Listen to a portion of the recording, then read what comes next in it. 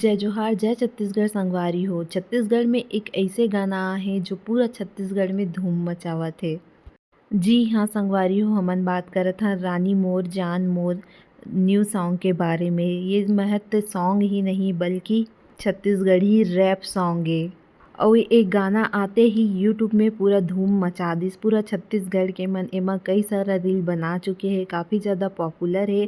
कितना झन एमा रील बना है, डांस करे है। और संगवारी हो, ए गाना ला हमार छत्तीसगढ़ के जाने माने गायिका कंचन जोशी हा और रिजवान रजवी हा मिल के गाए हे। और साथ में एमा रैप करे हे शिवान शुक्ला हा।